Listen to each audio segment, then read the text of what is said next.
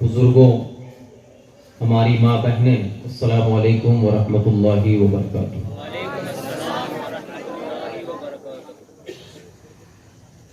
الحمدللہ الذی کفا والصلاة والسلام علی عبادہ الذین اصطفى وعلى آلہ واصحابہ المصطفى والمرتضى، اما بعد،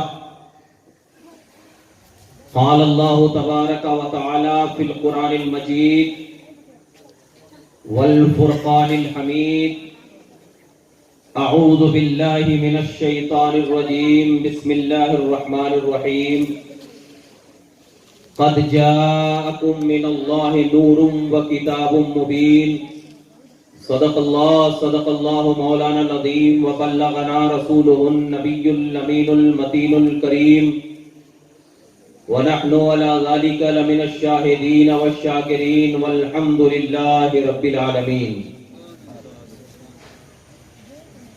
بارگاہ رسالت میں ادب و احترام کے ساتھ ہم سب کے آقا، تاجدار انبیاء، فخر رسولہ حضرت محمد مصطفیٰ صلی اللہ علیہ وسلم کی بارگاہ مقدسہ میں درود پاک کا ہدیہ نچھاور کریں اور بابا سے بلند پڑھیں، اللہم صلی علی سیدنا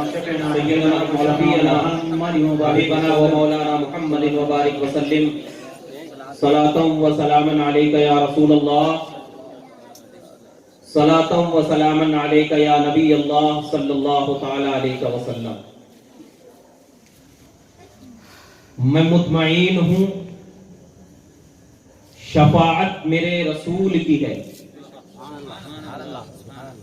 میں مطمئن ہوں شفاعت میرے رسول کی ہے، رسول میرے ہیں، رسول میرے ہیں، جنت میرے رسول کی ہے۔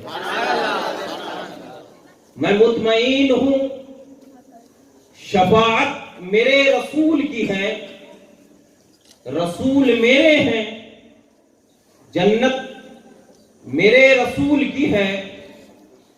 سنا دو ان کو، سمجھتے ہیں جو خود کو عالم، سنا دو ان کو، سمجھتے ہیں جو خود کو حاکم، زمین خدا کی ہے، حکومت میرے رسول کی، زمین خدا کی ہے، حکومت میرے رسول کی ہے۔ اور مجدد اعظم الشاہ امام احمد رضا خان علیہ الرحمت والرضوان فرماتے ہیں کہ جب حکومت میرے رسول کی ہے تو اسی حکومت میں رہتے ہوئے لوگ کیا کہتے ہیں کہ چمک تجھ سے پاتے ہیں سب پانے والے، سبحان اللہ سبحان اللہ، چمک تجھ سے پاتے ہیں سب پانے والے، میرا دل بھی چمکا دے چمکانے والے۔ حضرات گرامی، قابل مبارکباد ہیں ہم تمام کہ اللہ تبارک و تعالی نے ہمیں رسول پاک صلی اللہ علیہ وسلم کا امتی بنایا۔ یہ اتنی بڑی نعمت ہے کہ ساری زندگی بھی اس نعمت کا شکر ادا کرتے رہیں تو ہم ادا نہیں کر سکتے۔ اور الحمدللہ ہم اپنی قسمت پہ کیوں نہ ناز کریں کہ اللہ تبارک و تعالی نے ہمیں نبی پاک صلی اللہ علیہ وسلم کی محفل کو سجانے کی وجہ سے جو عزت و احترام عطا فرمایا ہے، اس عزت و احترام کے شکرانے میں اگر خدائے پاک کا ہم زندگی بھر شکر ادا کرتے رہیں گے تو ناکافی ہوگا۔ آپ نے ابھی ہم سے پہلے نظم میں نثر میں حضور پاک صلی اللہ علیہ وسلم کی تعریف سنی اور جس سے اس بات کا اندازہ لگایا گیا کہ ہر کوئی اپنے انداز میں اپنے نبی کی تعریف ہی کو بیان کرتا ہے.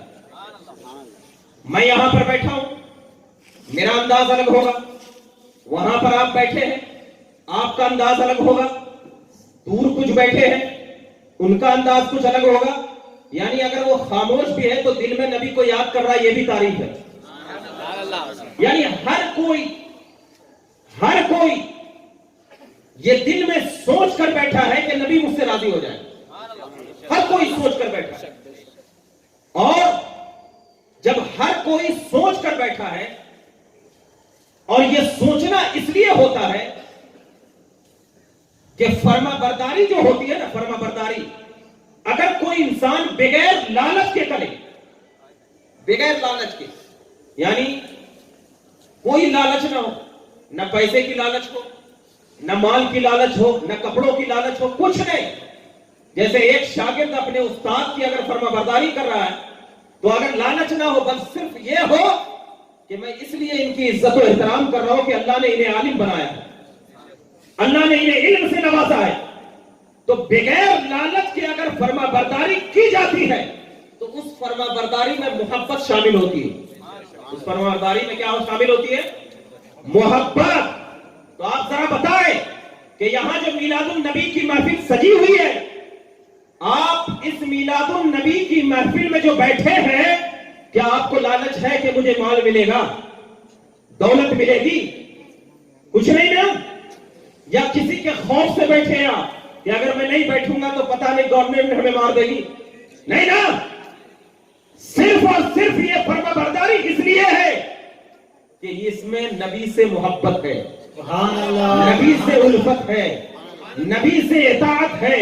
اور جب کوئی انسان اپنی محبت کو اطاعت میں بدل دیتا ہے تو وہ اطاعت اس انسان کے لیے اتنا اعلیٰ بن جاتی ہے کہ حضرت ابوبکر صدیق نے اپنی محبت کو اطاعت میں بدل دیا تو اللہ نے حضرت جبرائیل کو نبی پاک صلی اللہ علیہ وسلم کی بارگاہ میں بھیجا اور کہا, اے جبرائیل جا اور جا کر کے میرے نبی کو یہ پیغام دے کہ اللہ نے ابوبکر کو جنت عطا فرما دی. سبحان اللہ, سبحان اللہ. پتا کیا چلا کہ جب اطاعت محبت میں تبدیل ہوتی ہے نا, جب اطاعت محبت میں تبدیل ہوتی ہے تو اللہ اتنا قریب کر لیتا ہے, اتنا قریب کر لیتا ہے کہ اب وہ بندہ سوچتا بھی نہیں ہے, اللہ اسے قبول کر لیتا. نعرہ تکبیر, اللہ اکبر, نعرہ تکبیر, اللہ اکبر, نعرہ رسالت, یا رسول اللہ, نعرہ رسالت, یا رسول اللہ. تو میں نے جو یہ چند باتیں آپ کے ذکر کی, ابھی میں اپنے موضوع کی طرف نہیں آیا ہوں, وہ اس لیے کہ ہر کوئی میں دیکھتا ہوں, کیونکہ میں اسی وقت تقریر کرتا ہوں کہ سامنے والا اگر جاگ رہا ہے اور دل میں کچھ ہے کہ ہاں, تو ہی میری تقریر شروع رہتی ہے. ورنہ اگر آپ سامنے سے ساتھ نہیں دیں گے تو میں بھی پھر ساتھ دینا چھوڑ دوں گی. سبحان اللہ, سبحان اللہ. یہ بات بھی ذہن میں رکھیں, چاہے 10 منٹ ہو یا 15 منٹ ہو, کیونکہ ہم یہاں پر زور زبردستی سے نہ بیٹھیں, نبی کی محبت میں بیٹھیں. ٹھیک ہے. اور میں جب سے دیکھ رہا ہوں کہ لگتا ہے کہ پورے محفل کی ذمہ داری جو ہے نا صرف یہ چند لوگ لے چکے ہیں. یعنی یہ چند لوگ ہی سبحان اللہ, ماشاء اللہ یا فلاں کر رہے ہیں, پیچھے سے کچھ آواز ہی نہیں آتی. میں جب سے بیٹھ کر کے یہ نظارہ دیکھ رہا تھا, الحمدللہ آپ نبی پاک صلی اللہ علیہ وسلم کی محفل میں ہیں. اور ایک بات ذہن میں رکھیں کہ احادیث مبارکہ میں میرے آقا صلی اللہ علیہ وسلم ارشاد فرماتے ہیں کہ جہاں پہ اللہ کا ذکر ہوتا ہے وہاں پہ رحمت کا نزول ہوتا ہے, وہاں پہ رحمت کا نزول ہوتا ہے, اور اس رحمت کے نزول میں فرشتوں کا بھی نزول ہوتا ہے. اور جب وہ فرشتے اس محفل کے بعد خدائے پاک کی بارگاہ میں جا کر کہتے ہیں تو خدا پاک پوچھتا ہے یہ فرشتے کہاں سے آیا ہے؟ حالانکہ کیا اللہ کو نہیں معلوم؟ اب وہ کچھ نادان لوگ ہوں گے نا، اس پہ بھی اعتراض کر لیں گے کہ اللہ کو نہیں معلوم. جیسے کہ اگر خدا پوچھ لیتا ہے اے فرشتے کیا نہیں معلوم کہاں سے آیا ہے، تو یہ سوال جو ہوتا ہے نا وہ لوگوں کے ذہن میں یہ بات ہوتا ارے ان کو نہیں معلوم. ایسے ہی اگر نبی پوچھ لے تو کہہ دیتے ہیں نبی کو تو غیب کا علم ہی نہیں ہے، ان سے پوچھ رہے ہیں. اگر آپ یہ کہہ رہے ہو کہ نبی کو غیب کا علم نہیں تو اللہ پھر فرشتوں سے کیوں پوچھا اے فرشتے کہاں سے آ رہا ہے؟ حالانکہ یہ زمین تو اللہ نے بنایا، آسمان بھی اللہ نے بنایا، انسان کو بھی اللہ نے پیدا کیا، بڑھایا، ذکر کے لیے زبان بھی اللہ نے دی، فرشتوں کو بھی اللہ نے بھیجا. پھر اللہ کہہ رہا ہے فرشتے کہاں سے آ رہا ہے؟ کیا مطلب؟ تو ان لوگ نادانوں سے کہنا کہ کچھ سوال جو ہے امتحانن ہوتا ہے، کچھ سوال جو ہے آزمانے کے لیے ہوتا ہے کہ یہ کتنے پانی میں ہے ذرا دیکھتے ہیں.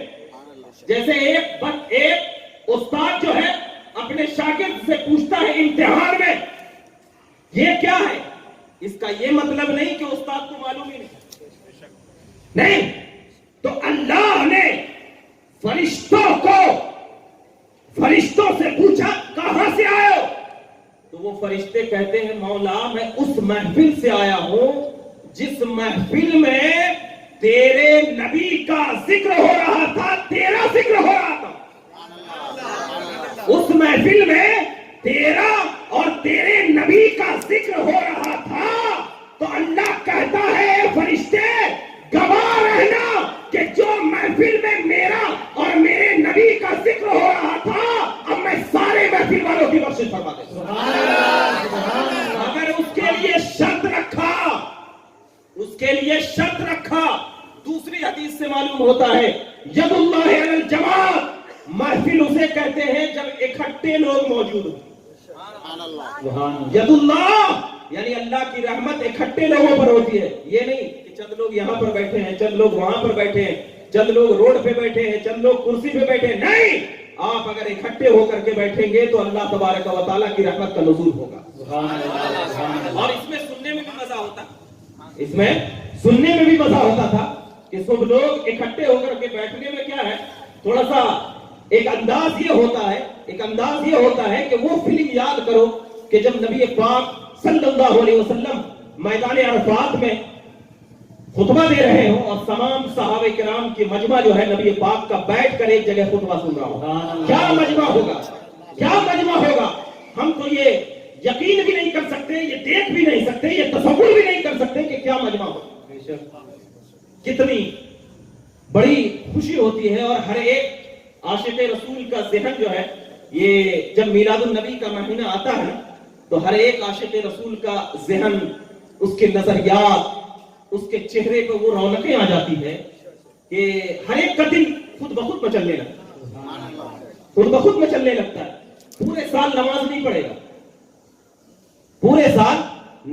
پڑھے گا لیکن جب 12 ربیع الاول کا جلوس کا دن ہوگا تو سامنے میں عرش لگائے گا، پٹا لگائے گا، گاڑی پہ ریسنگ کرے گا.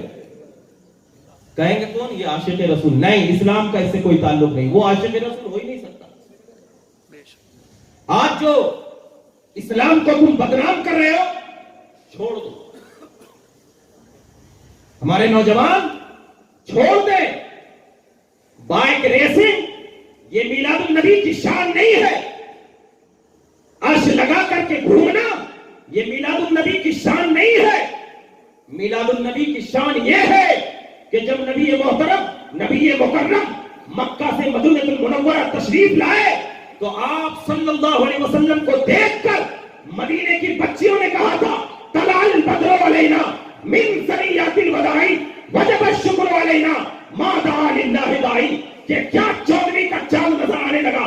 اللہ اکبر. کیا بتاؤ نبی پاک کا حسن دیکھ کر چودھری کا چاند بھی شرمانے لگا ہے. مدینے کی بچیوں نے جب آپ کے حسن و جمال کو دیکھا تو یہ کہنے پہ مجبور ہو گئی یا رسول اللہ اس سے پہلے کتنے لوگ آئے میں نے ان کے چہرے میں وہ چمک نہیں دیکھا.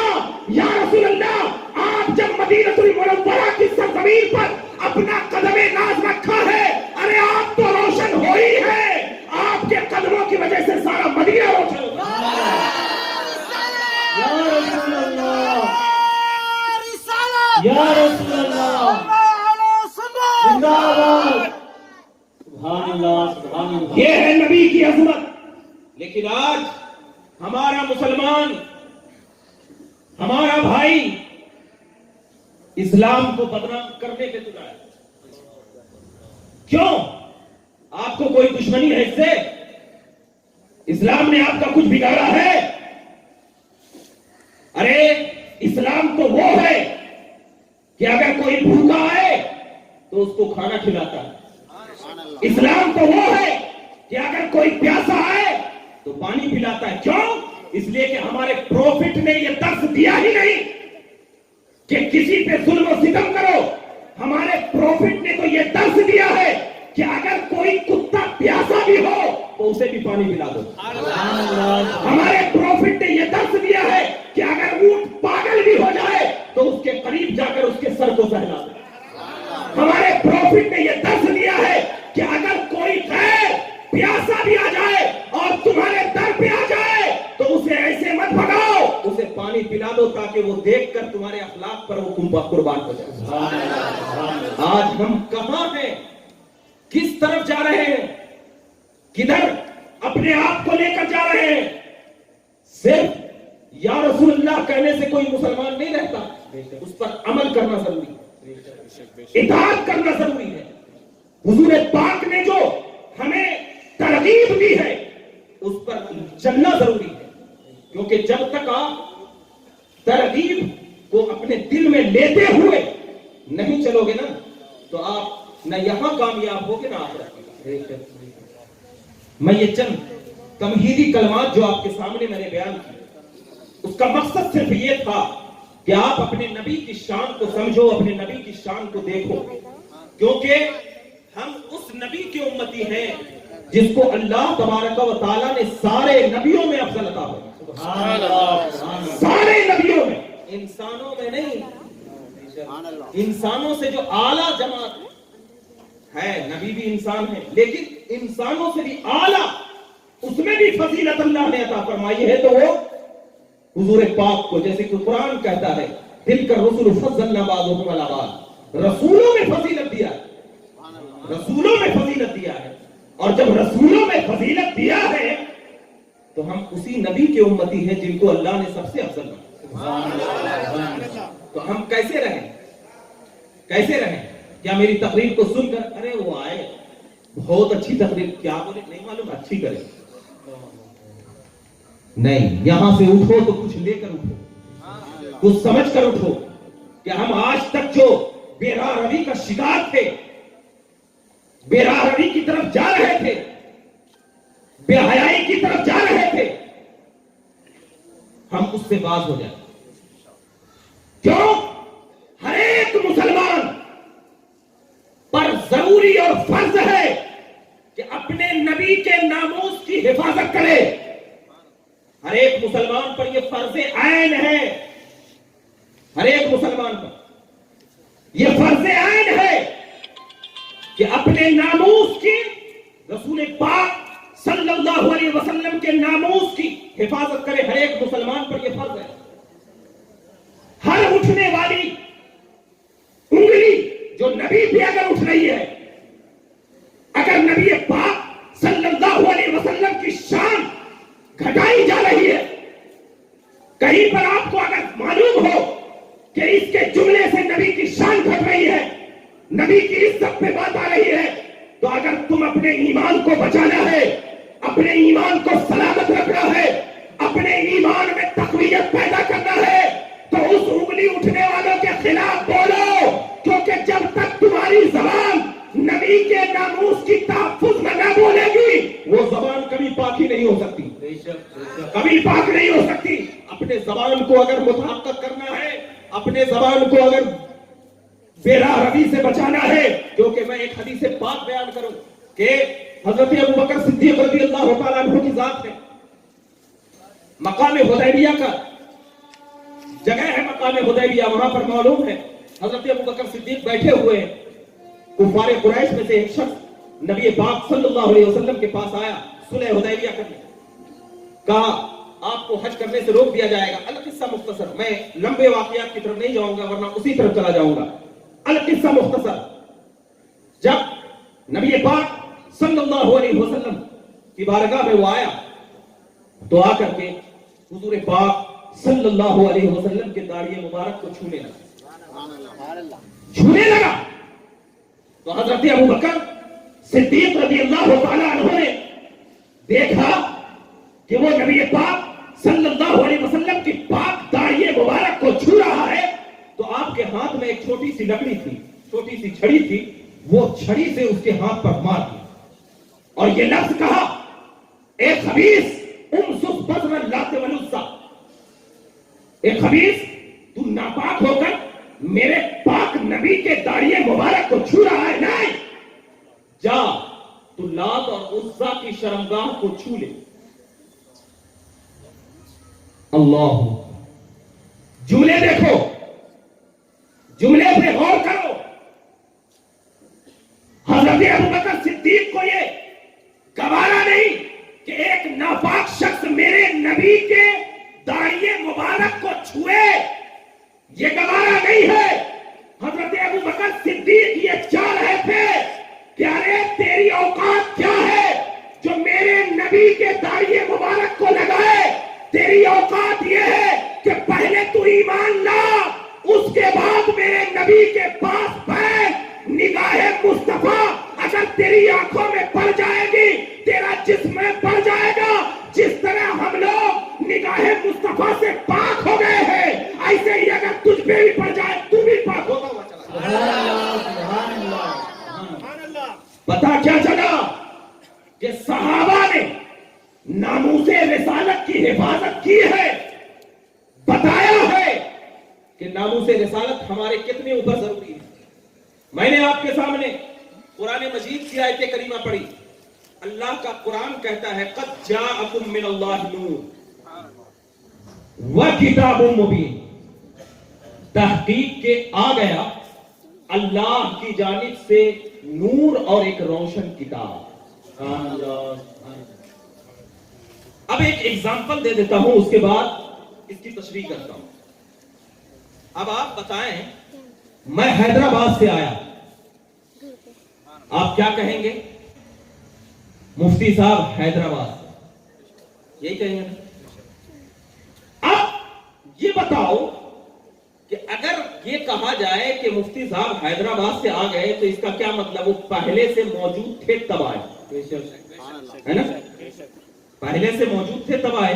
یہ تو ہرگز مطلب نہیں ہے نا فوراً پیدا ہوئے اور فوراً آ گئے.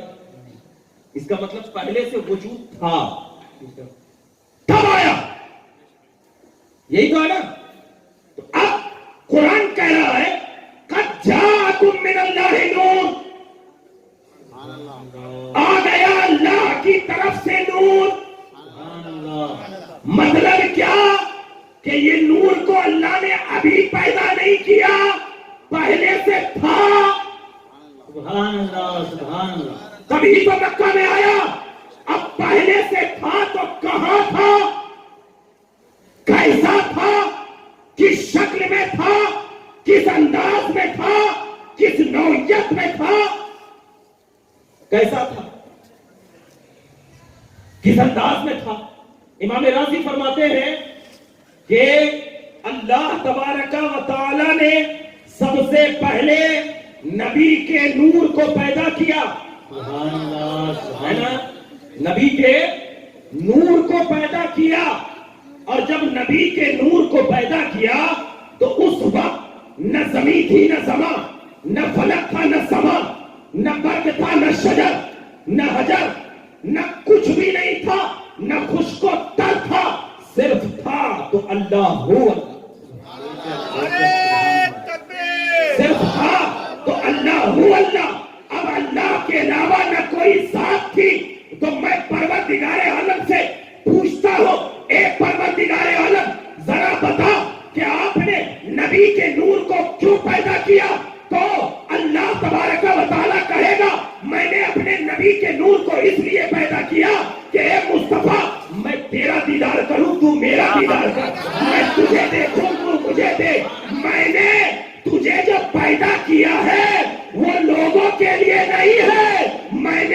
یہ اپنے لیے پیدا کیا ہے. جو اس لیے کہ جب جب تو مجھے دیکھے گا میں تجھے دیکھوں گا, اور جب میں مکہ میں بھیجوں گا تو اس نور کے ساتھ نہیں بھیجوں گا, کیونکہ اس وجہ سے تو میں نے اپنے لیے پیدا کیا ہے. میں 70,000 پردے ڈال دوں گا, میں اتنے پردے ڈالوں گا کہ لوگ تیری حقیقت سے ناواقف ہو جائے, کیونکہ اگر تیری حقیقت کو کوئی جانتا ہے تو وہ صرف میں جانوں گا. میں جانوں گا تیری حقیقت کو, میں دنیا کے سامنے نہیں جلاؤں گا, میں جانوں گا, کیونکہ تیری حقیقت جب دنیا جان لے گی تو وہ تاب نہ لا سکے گی.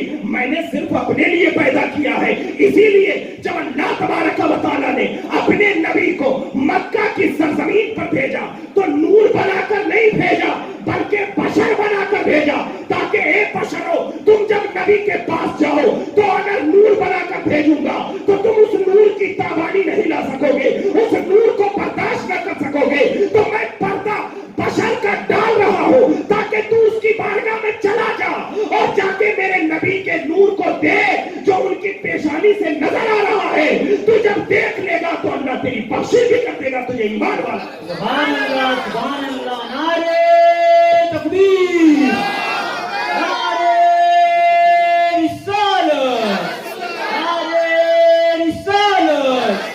جشن عید میلاد النبی, جشن عید میلاد النبی. علماء اہل سنت, نعرے تکبیر, نعرے رسالت. سبحان اللہ, سبحان اب یہاں پر ایک بات اور دیکھ لو, ایک بات اور دیکھ لو. میں نے کہا اب یہاں پر ایک چیز ہے, امام صاحب ہیں, آپ لوگ سب ہیں, ان لوگوں کے منہ پہ تماچا مارنا جو نبی کو اپنی طرح کہتے ہیں. دیکھنا یہاں پر ایک بات آ گئی ضمناً تو میں بتا رہا ہوں. اب یہاں پر جتنے بھی لوگ یہ اسٹیج جو بنا رہے ہو آپ, قریب 2 بجے سے کام کر رہے ہوں گے یا 4 بجے سے, یہاں پر جتنے بھی لوگ کھڑے ہوں گے وہ دیکھ رہے ہوں گے نا کہ یہ کب رکھا گیا, یہ کب رکھا گیا, یہ کرسی کب رکھی گئی ہے, یہ مائک کب رکھا گیا. آپ سے اگر میں پوچھوں گا بھائی ذرا بتاؤ اسٹیج کب رکھا گیا, آپ پھٹ سے بول دیں گے. کیوں؟ اس لیے کہ آپ کے سامنے تیار ہوا ہے. بول دو گے نا بھائی آپ کے سامنے تیار ہوا ہے. بولوں گا یہ پردہ کب لگا, کہیں گے اتنے وقت میں, اتنے منٹ میں, اتنے سیکنڈ میں انہوں نے آ کے لگایا. کیوں؟ اس لیے کہ آپ نے اپنی آنکھوں سے نظارہ کیا. تو آپ ذرا بتاؤ کوئی جھٹلا سکتا ہے جو اپنی آنکھوں سے نظارہ کر لے؟ نہیں جھٹلا سکتا نا, نہیں نا. دل پہ ہاتھ رکھ کے ذرا پیچھے میں والے بولو, جھٹلا سکتا ہے؟ نہیں نا. بڑی بڑی بات بول رہا ہوں, ذرا ذہن میں رکھنا, اور ان گلی کے مولویوں سے جا کر کہنا اب ذرا بتا, سب سے پہلے اللہ نے اپنے نبی کے نور کو بنایا. اب میں بتا رہا ہوں دیکھ, نبی کے نور کو بنایا اور اس کے بعد جنت, دوزخ, عرش, کرسی, برق, سمر, آسمان, زمین, دریا, تخت, تاج, کائنات, ساری چیزیں کب؟ نبی کی پیدائش کے بعد. اب جب اس لیے بنایا, کیوں؟ اس لیے کہ اب جب بنایا ہوگا تو نبی پیدا ہو چکے ہیں, تو بنتے ہوئے جنت کو دیکھا کہ نہیں, بنتے ہوئے عرش کو دیکھا کہ نہیں, بنتے ہوئے آسمان کو دیکھا کہ نہیں, بنتے ہوئے زمین کو دیکھا یا نہیں. اب جب نبی کے سامنے سب کچھ بن گیا تو پھر نبی سے کوئی چیز پوشیدہ رہی نہیں رہی, اور جب نہیں رہی تو نبی کو غیب کا علم ہوا.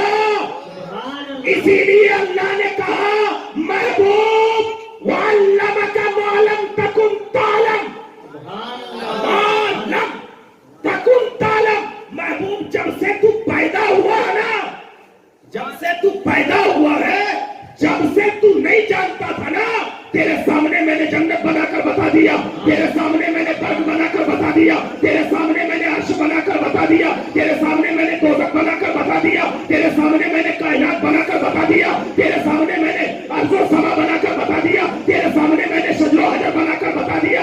جب جب سے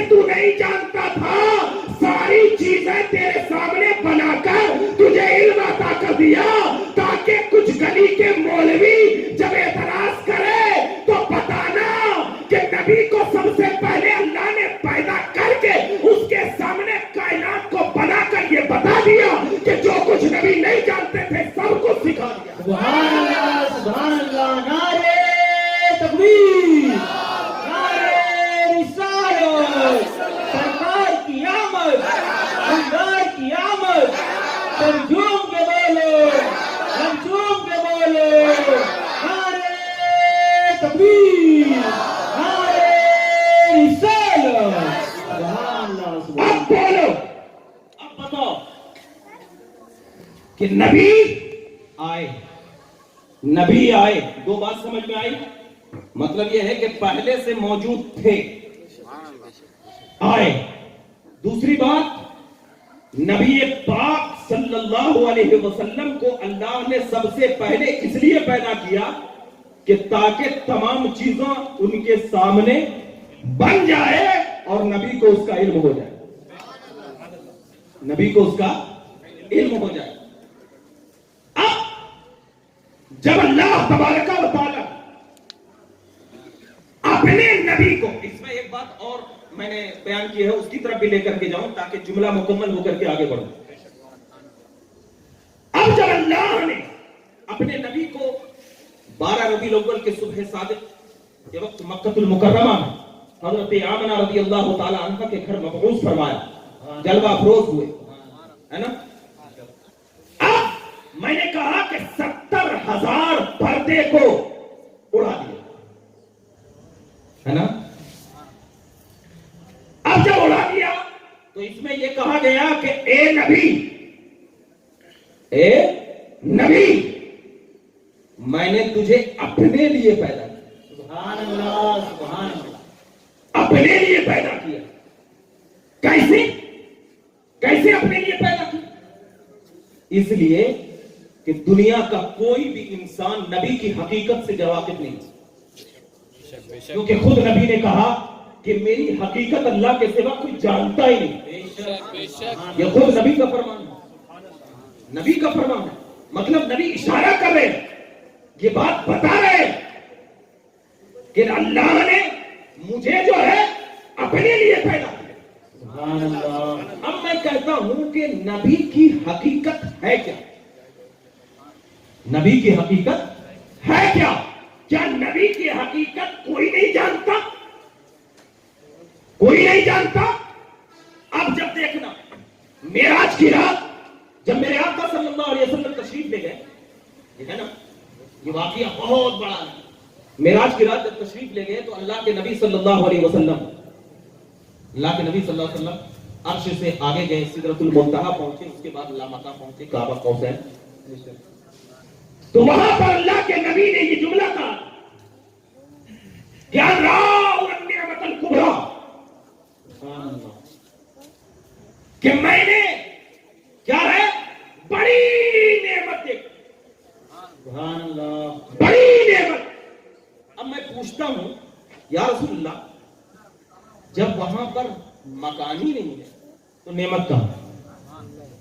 ارے نعمت کے لیے جگہ کا ہونا ضروری, انسان کا ہونا ضروری, جہت کا ہونا ضروری, آزو بازو اوپر نیچے سب ہونا ضروری. مگر نبی لامکان ہے, نبی لامکان ہے.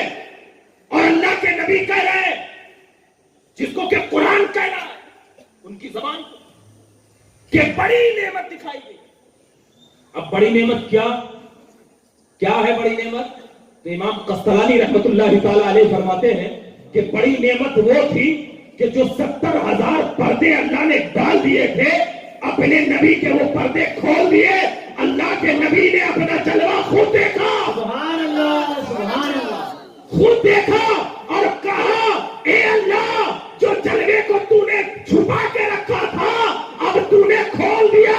کہا محبوب اب کوئی نہیں ہے یہاں تیرے اور میرے سوا, سبحان اللہ. تیرے اور میرے سوا کوئی نہیں ہے. اب میں تجھے دیکھوں تو مجھے دیکھ. اب وہ جلوے میں ایسا گم ہو جا کہ اب اس نعمت سے بڑی نعمت کوئی ہو ہی نہ سکے. سبحان اللہ سبحان اللہ. اب ذرا دیکھ, نبی کی شان خدا بتا رہا ہے, یہ شیطان کیوں بتائے گا؟ رحمان بتا رہا نا, शैतान क्यों बताएगा? बहुत सारे लोगों को अभी पेट में दर्द होता होगा, सही में, और क्यों ना हो, 40 साल तक बाप को पेट में दर्द हुआ था तो बेटे को होगा ना। अरे इब्लीस 40 साल तक रोया था मिलादुन नबी की खुशी में, खुशी में बोल रहा हूं, गम में नहीं। 40 साल तक रोया था इब्लीस, शैतान, उसके पेट में दर्द हुआ था। अब समझ लेना कि जो रोता है ना 40 साल तक, 40 मिनट भी रोता है, समझ लेना कौन से खानदान का है। क्योंकि जिसका बाप पहले रो चुका हो, जिसका बाप पहले रो चुका हो तो बेटा तो रोगा ही।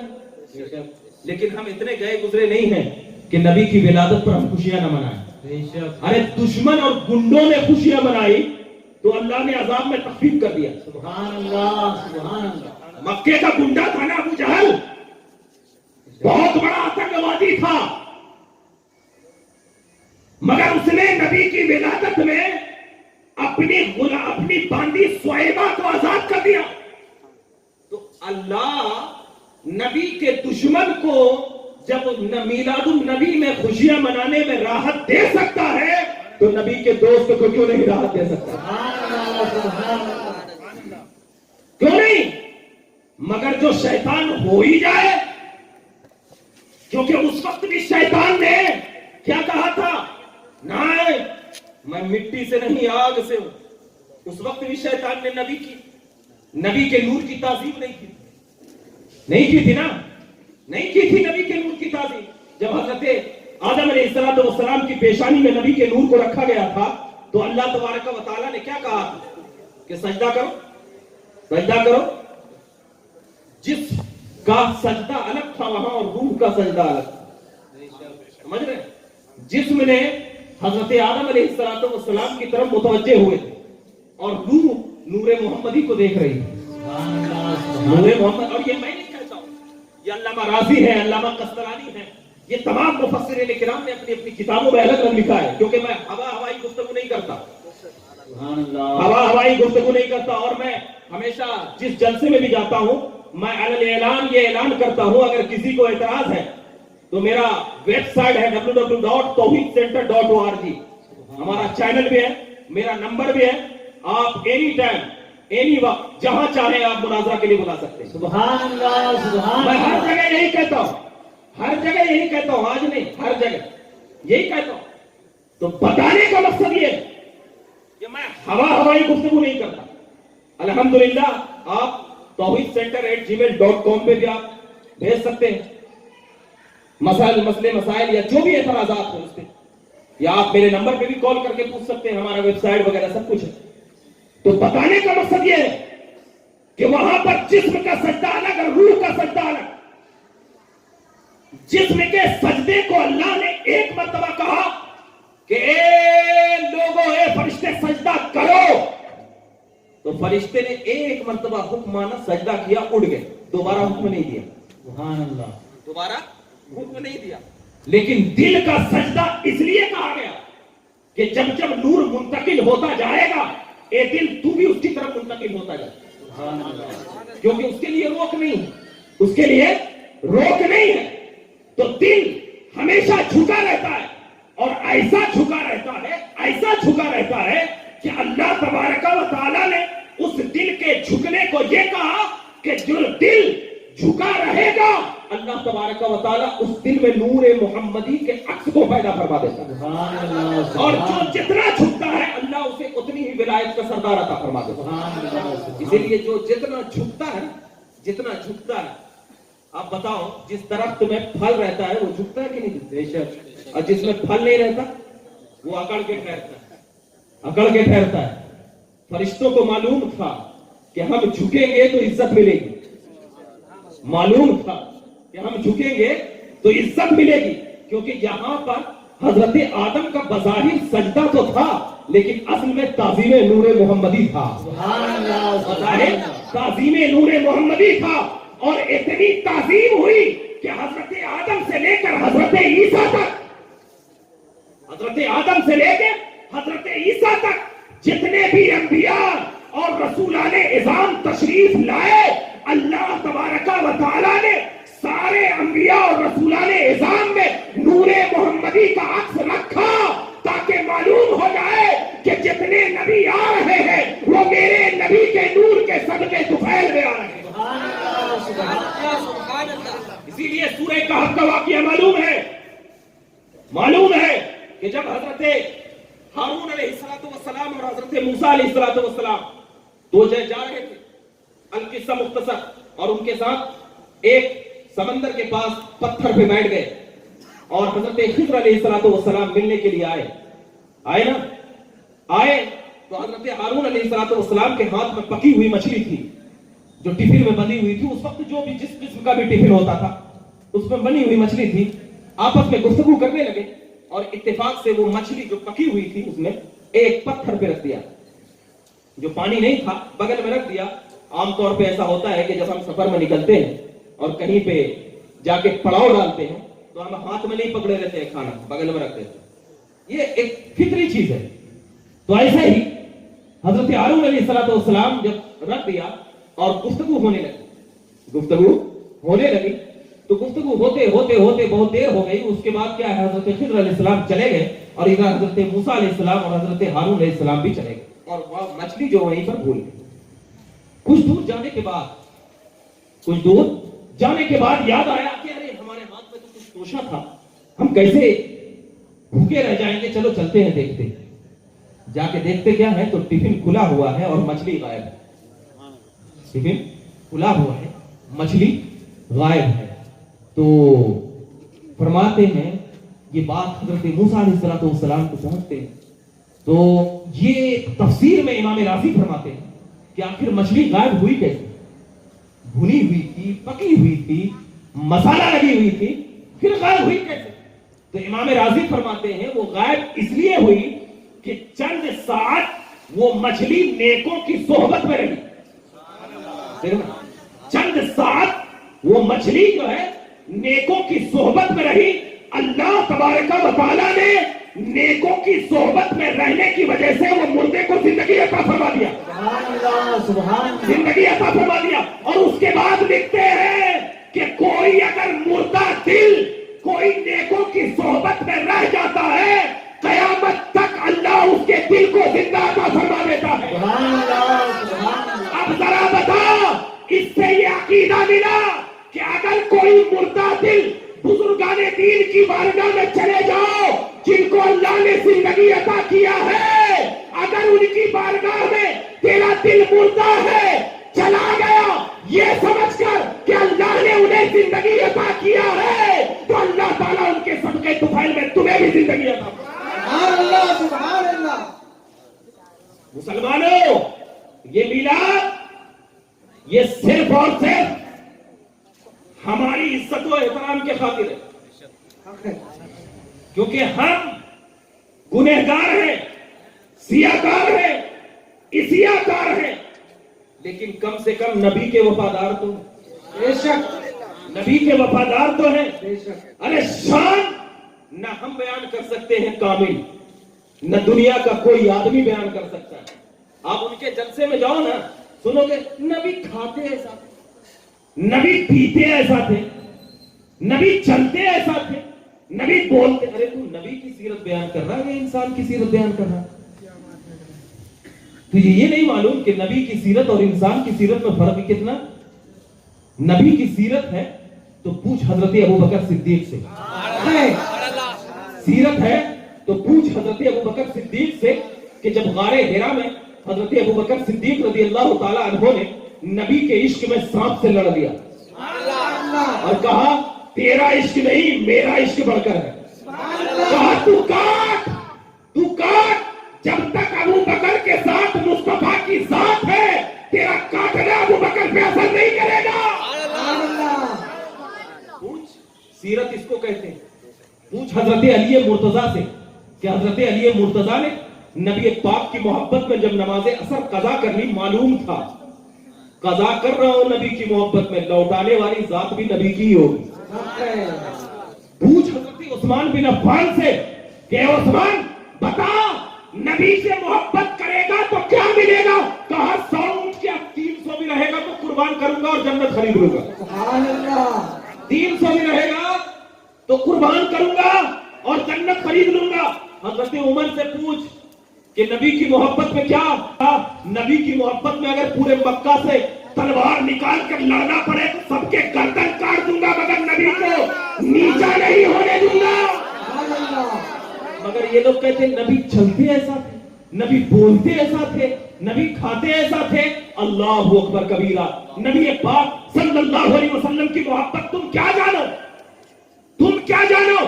نبی پاک صلی اللہ علیہ وسلم کی محبت وہ محبت تھی کہ جانور کو بھی معلوم تھا یہ نبی ہے، جانور کو بھی معلوم تھا یہ نبی ہے، درخت اور چرند بھی جانتے تھے یہ نبی ہے۔ تم سے اچھے تو وہ درخت ہیں جو نبی کی عزت کیا کرتے تھے، تم سے اچھے تو وہ چرند ہیں جو نبی کا کلمہ پڑھا کرتے تھے، نبی کے عشق میں جھوما کرتے تھے، وہ درخت اچھے۔ ہم اور آپ بڑا افسوس ہوتا ہے کہ ہمارے کچھ نوجوان بھی ان کے بہکاوے میں آ جاتے ہیں، کہتے ہیں میلاد النبی منانا کس کی سنت ہے؟ کون منائے؟ بولنا اہل سنت منائے۔ سبحان اللہ۔ اس کا جواب یہ تھا کس کی سنت ہے؟ کہنا اہل سنت کی قسمت میں ہے اس لیے سنت ہے۔ تیری قسمت میں میلاد النبی نہیں ہے، جس کی قسمت میں رہتا ہے نا وہی میلاد النبی مناتا ہے، سمجھے؟ قسمت پہ ناز کرو کہ اللہ نے اپنے نبی کی ولادت کے لیے چن لیا ہے، ولادت کو منانے کے لیے چن لیا ہے، یہ قسمت پہ ناز کرو۔ ورنہ ہر کوئی اپنی قسمت پہ یہ فخر کرنے کے قابل نہیں ہوتا ہے، کیونکہ حضرت امیر معاویہ رضی اللہ تعالیٰ عنہ سے میں اس لیے ذکر کیا، اس لیے کہ بہت سارے ایسے لوگ ہیں، بہت سارے ایسے لوگ ہیں جو صحابہ کی شان میں ادنا سی گستاخی بھی کر رہے تھے۔ ایک بات ذہن میں رکھنا، ہر صحابی جنتی ہے، بے شک بے شک، ہر صحابی جنتی ہے، ہر صحابی جنتی ہے۔ ادنا سی گستاخی بھی تمہیں جہنم میں لے کے جا سکتی ہے، بے شک ادنا سی گستاخی بھی، سمجھ رہے ہیں؟ ہر صحابی سے محبت اور پیار کرو، ہر صحابی کو اپنے دل میں رکھو، ہر ایک سے پیار اور محبت کرو، کیونکہ ہر ایک سے پیار ہی اہل سنت کا شعار ہے، بے شک، ہر ایک سے پیار ہی اہل سنت کا شعار ہے۔ ورنہ اہل سنت نہ صحابہ کو برا بھلا کہتے ہیں، اہل سنت نہ اہل بیت سے نفرت کرتے ہیں، بلکہ اہل سنت یہ ہے کہ اہل سنت صحابہ سے بھی پیار کرتے ہیں اور اہل بیت سے بھی محبت کرتے ہیں، سبحان اللہ۔ یہ اہل سنت۔ اور آج کل تو اتنا چلا ہوا ہے، اتنا عام ہو رہا ہے، ہر کوئی انٹرنیٹ پر بیٹھ کے جو دل میں آ رہا ہے بول رہا ہے، گلی کا مفتی بنا بیٹھا ہے، چار لفظ آتا نہیں فتوا دینا شروع کر دیتے، یہ حرام، یہ ناجائز، یہ فلاں، یہ ایسا، یہ ویسا۔ ایک لفظ الف با وضو میں کتنی سنتیں ہیں یہ نہیں معلوم، اور وہ فتوا ضرور دے گا، فتوا ضرور دے گا۔ پوچھیں گے کہ وضو میں کتنے نوافل ہیں، کتنے مکروہات ہیں، تو یہ کیا ہوتا ہے معلوم کیا؟ ارے نہیں معلوم ہے تو پہلے یہ تو جا کر کے علم حاصل کر۔ سن لیا ہے اس کی، بس صحابہ کرام کو کوئی برا بھلا کہہ رہا ہے، آپ یہاں پر میلاد منا رہے ہو، نبی کا ذکر کر رہے ہو، تو آپ تو نبی کے ہر ایک بات کو مانو جس سے نبی نے پیار کیا ہو، جسے نبی نے اپنا کہا ہو، جسے نبی پاک نے محبت کی ہو، پیار کیا ہو، اس کو تو کہو۔ مگر ہم بس آج جو فتنہ پھیلا ہوا ہے، فتنہ چل رہا ہے نا، تو اسی کو لے کر کے بس اپنے ذہن و دماغ میں چل رہے ہیں۔ خدا را اپنے روش کو بدلو اور یہ تصور کرو کہ چاہے اہل بیت کا کوئی فرد یا صحابہ کم و بیش 1,24,000، ہر ایک سے پیار اور ہر ایک سے محبت، کیونکہ سب سے پیار اور سب سے محبت ہی تجھے جنت میں لے کر جائے گی۔ اگر تم نے کسی ایک صحابہ کی ادنا سی گستاخی کیا، تیرے سارے نام اعمال برباد، سب برباد۔ خدا کے واسطے اپنے آپ کو یہ دیکھو کہ مسلمانوں اپنے ذہن و دماغ میں نبی پاک کی محبت کو بسا کر چلو، کیونکہ جب تک نبی کی محبت نہیں رہے گی نا، آپ کا نہ عمل کامیاب ہوگا نہ ایمان۔ کیونکہ ایک چیز میں آپ کو بتا دیتا ہوں، اللہ کو دو طریقے سے پہچانا جاتا ہے، اللہ کو कितनी तरीके से ध्यान में रखना, एक अक्ल के जरिए, ठीक है, और एक नबी की बोली के जरिए। अल्लाह को जो अक्ल के जरिए से पहचानता है उसको मुवहिद कहते हैं। उसको क्या कहते हैं? मुवहिद। और जो नबी की बोली से पहचाना जाता है उसको मोमिन कहते हैं। नबी पाक ने 40 साल तक पहले अपने आप को मनवाया। 40 साल तक क्या किया नबी ने? अपने आप को मनवाया। इसीलिए मक्का के लोगों ने भी नबी पाक को सादिक और अमीन कहा या रसूल अल्लाह आप कभी झूठ नहीं बोल सकते, ए मोहम्मद तुम झूठ नहीं बोल सकते, अब्दुल्ला का बेटा ये तो सादिक और अमीन है।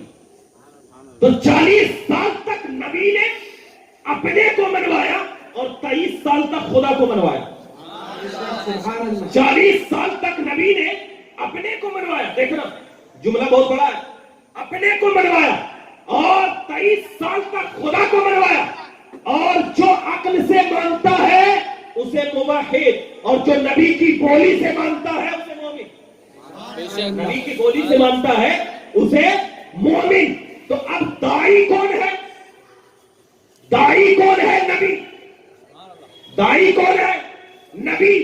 और दावत कौन है? ला इलाहा इल्लल्लाह। दाई नबी और दावत ला इलाहा इल्लल्लाह। तो जब तक तुम दाई को नहीं मानोगे दावत को कैसे मान सकते? अरे सिंपल सी मिसाल दे देता हूं। आपको अगर किसी ने दावत दिया, किसी ने दावत दिया, तो जो दावत देने के लिए आया है पहले उसको तो मानना होगा ना, वरना तुम कहोगे इससे नफरत है, इससे बुग़्ज़ है, इससे हसद है, ये हराम खाता, तो तू दावत कैसे मान रहा है? पहले तो उसको मान फिर दावत को। तो मैं उन लोगों से जो अपने आप को अहले तौहीद कहते हैं, पहले रिसालत को तो मान, क्योंकि रिसालत दाई है और तौहीद दावत। और तू दाई को छोड़कर दावत की तरफ जा रहा है, यही तो तेरी मुनाफिकत है। और सहाबा ने पहले नबी की बोली को माना, और ये बोली जब नबी की गई तो सहाबा किराम ने नबी की बोली को इस तरीके से माना कि अल्लाह के नबी ने जब कहा ए लोगों मैं मेराज से चंद लम्हों में आ गया हूं, तो अबू बकर सिद्दीक ने कह देखा कि दाई कौन है? सच्चा है तो दावत भी सच्ची होगी। दाई अगर कौन है? सच्चा है तो दावत भी सच्ची होगी। और जैसे ही दावत सच्ची है तो अल्लाह ने सिद्दीक कर दिया, ठीक कर दिया। तो पहले हम अहले सुन्नत का शेवा ये है कि पहले हम दाई को मानते हैं तब दावत को। पहले हम दाई को मानते हैं तब दावत को। ऐसे ही बहुत सारी ऐसी चीजें हैं कि जिसे हम लेकर के चल रहे हैं। अब मैं इंशाअल्लाह अपनी तकरीर को समेटने के कगार पे हूं। मैं चंद बातें और ये अर्ज कर देता हूं मिलादुन नबी के ताल्लुक से, जो हमारे मुआशरे में ये बिल्कुल आम हो चुका है।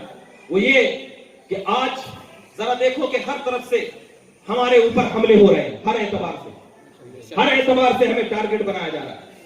चाहे हमारी मां बहनों की इज्जत व आबरू हो, जैसे कि आप पढ़ते होंगे, देखिए आप पढ़ते होंगे कि फला शख्स ने फला इससे शादी कर ली, गैर मुस्लिम से शादी कर लिया, है ना।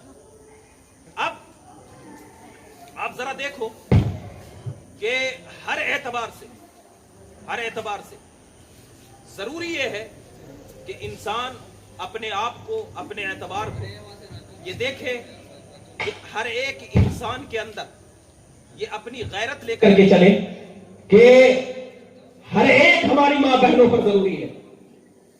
आप सबसे पहले उन बाप पर जरूरी है कि अपनी आलो औलाद को सही तालीम और तरबियत दे, उस बाप पर। वरना आज का माहौल ऐसा है कि एक बाप अपनी बेटी हो या बेटा हो या बीवी हो, सबको एक सोफे पर बैठ जाता है और रिमोट खोल लेता है और टीवी देखना शुरू कर देता है। ये हमारे घर का माहौल। अब उसके बाद जैसे जैसे उसमें बताता है कि एक मुसलमान का रिश्ता गैर मुस्लिम से हो रहा है, एक गैर मुस्लिम का रिश्ता मुसलमान से हो रहा है। हमारे इस्लाम में, हमारी शरीयत में मुसलमान का रिश्ता मुसलमान से ही होगा।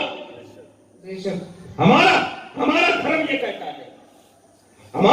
कहता है, कि एक मुस्लिम का रिश्ता मुस्लिम से होगा। ایک مسلم کا رشتہ غیر مسلم سے نہیں ہو سکتا. اب ذرا بتائیں کہ اگر ہماری اور یہ ٹارگٹ دیا جا رہا ہے اور ہماری بہنیں جو ہیں اس میں کیا ہے باہر جا رہی ہے اور ان غیر لوگوں کے ساتھ بھاگ کر کے شادی کی جا رہی ہے, دل پر چوٹ لگتی ہے. اب میں جو شادی کر رہا اس سے پوچھوں گا 18 سال کی ہوگی یا 20 سال کی ہوگی وہ لڑکی, اب ذرا دیکھنا کہ جس غیر مسلم کے ساتھ اس نے شادی کی, اب وہ 20 سال کی لڑکی جسے 20 سال اس کے باپ نے پالا, ہر ایک خواہشات پوری, اس کا رونا, اس کا بلکنا, اس کا پڑھنا, اس کا چلنا, اس کے ناز و نخرے سب اس باپ نے تپتی ہوئی دھوپ میں کام کر کے اپنی بیٹی کو پالا ہے, اپنی بیٹی کے ناز و نخرے برداشت کیے ہیں. تو جب وہ 20 سال تک اپنے باپ کی محبت کو ٹھکرا سکتی ہے تو میں ان لوگوں سے کہوں گا کہ کیا تمہاری محبت کو وہ نہیں ٹھکرا سکتی ہے؟ اتنی سی ذہن میں نہیں ہے. لفظ جہاد کے نام سے بیانا جا رہا ہے. کم سے کم ہماری ماں بہنوں پر یہ لازم ہے کہ اپنے گھروں میں حضرت فاطمہ رضی اللہ تعالی عنہا کی سیرت بیان کی جائے, سبحان اللہ, حضرت عائشہ صدیقہ رضی اللہ تعالی عنہا کی سیرت بیان کی جائے. آج ہمارے گھروں میں بے پردگی ہے, آج ہم بے پردگی کو ایک دم بالکل عام کہہ رہے ہیں, کہتے ہیں چھوٹی بچی ہے یہ کیا, ارے بچپن سے ہی پردے کی عادت ڈالو تاکہ جوانی میں اسے پڑے. بچپن میں اگر جنس پہناؤ گے تو جوانی میں اگر چھوڑنے کے لیے کہو گے تو وہ بچی جواب دے گی, ابو جان آپ نے بچپن میں مجھے پہنایا ہے, آپ کیوں روک رہے ہو؟ کیسے ہوں گے بے غیرت وہ ماں باپ جو اپنی بچیوں کو اپنے سامنے بے حیائی کی فلمیں دکھا رہے ہوں گے؟ آج بتاؤ, حضرت غوث اعظم رضی اللہ تعالیٰ عنہ جب اپنی ماں کے پیٹ میں تھے نا تو غوث اعظم رضی اللہ تعالیٰ عنہ نے فرمایا تھا کہ میں نے اپنی ماں کے پیٹ میں ہی قرآن کو حفظ کر لیا تھا. سبحان اللہ. کیوں؟ ان کی والدہ جب بھی جھاڑو لگاتی تھی تو قرآن پاک کی حفظ کیا کرتی تھی, تلاوت کیا کرتی تھی. سبحان اللہ. تو جیسے ہی ماں کرے گی بچے کے اوپر اس کا اثر ہوگا, ہے نا. لیکن آج کیا ہوتا ہے معلوم, آپ ایک ماں اپنے کان میں ایئر فون لگا لے گی, گانے لگا لے گی, آرام سے سو جائے, دل نہیں لگ رہا تھا تھوڑے گانے سن لی, تھوڑا ایئر فون لگا لی, تو بچے کے اوپر اس کا اثر پڑے گا یا نہیں پڑے گا؟ اور جب پڑے گا تو بعد میں رونے سے کیا فائدہ کہ میرا بچہ بھاگ گیا ہے, میرا بچہ میری فرما برداری ہے. تو کیا سکھائی اپنے بچے کو؟ کیا تم نے کبھی یہ بتایا؟ آج بتاؤ کون سا بچہ 5 سال کا ہو جاتا ہے اس کو صحیح سے دعائیں معلوم نہیں, وضو کا طریقہ معلوم نہیں, نماز کا طریقہ نہیں معلوم. کیوں؟ اس لیے کہ اس کے ماں باپ نے اس کو وہ نہیں سکھایا ہے. لیکن اسکول میں بھیجیں جونی یس پاپا ضرور معلوم ہوگا. یہ حقیقت بتا رہا ہوں میں, اس لیے کہ جس طرح اسکول میں یہ بات سکھائی جا رہی ہے اسی طرح سب سے پہلا اسکول ماں باپ کی گود ہے. اگر تم اس بچے کو گود میں لے کر کہو بیٹا وہ بات جیسا کہ عبداللہ ابن عمر کی والدہ نے اپنے بیٹے سے کہا تھا, اے عبداللہ میں تجھے اس لیے دودھ پلا رہی ہوں کہ اگر اس دودھ کا قرض ادا کرنا ہو تو نبی کے نام پہ قربان ہو جانا. سبحان اللہ. سبحان اللہ. یہ کہا تھا, اس وقت پیچھے نہ ہٹنا. نبی کے نام پہ اگر 100 زندگی دینی پڑے نا تجھے دے دینا, مگر پیچھے نہ ہٹنا. تو پہلے کی مائیں جو اپنے بچے کو دودھ پلاتی تھی نا, اس دودھ میں بھی نبی کا عشق رہا کرتا تھا, اس دودھ میں بھی نبی کی محبت رہا کرتی تھی. اور یہ نبی کی اطاعت میں, نبی کی فرمانبرداری میں پہلے کی ماؤں کی زبانوں پر صرف تلاوت قرآن رہتا تھا, اذان کی آوازیں رہتی تھی. تب جا کر کے بچے کوئی صدیق اکبر پیدا ہوتا تھا, تب جا کر کے بچے کوئی فاروق اعظم پیدا ہوتا, تب جا کر بچے صحابہ کرام کی مقدس ذات پیدا ہوتی تھی. پیدا ہوتا ہے. آج بتاؤ وہ بچے کہاں گئے؟ تو پہلے ماں باپ اپنے آپ کو یہ سدھارے کہ ہمارے زبان پر کون سے الفاظ ہیں، کیا گانے کے الفاظ ہیں یا اذان کے الفاظ ہیں، قرآن کے الفاظ ہیں یا بھجن کے الفاظ ہیں. مسلمانوں اپنے آپ کو دیکھو، اپنی آل و اولاد کو بچاؤ، کیونکہ قو انفسکم واہلیکم نارا، اپنے آپ کو بھی جہنم کی آگ سے بچاؤ، اپنے اہل و عیال کو بھی جہنم کی آگ. خدا کے واسطے یہ میلاد النبی کی محفل سے یہ پیغام لے کر جاؤ کہ جس طرح نبی کے ناموس کی عزت و حفاظت کرنا ہم پر ضروری ہے، اسی طرح اپنے اہل و عیال کے بھی عزت آبرو کی حفاظت ضروری ہے. اور میں ان ماں بہنوں سے بڑے ادب کے ساتھ یہ کہہ رہا ہوں کہ جن کے دل میں یہ خرافات، یہ ذہن آ رہا ہے، خدا کے واسطے آج اللہ کی بارگاہ میں توبہ کریں اور توبہ کر کر کے خدا کی بارگاہ میں گر گرائے. کیونکہ حضرت امام راضی رحمت اللہ تعالی علیہ فرماتے ہیں کہ شب قدر 1000 مہینوں کی راتوں سے افضل ہے. شب قدر کی رات جو ہے وہ 1000 مہینوں کی راتوں سے افضل ہے.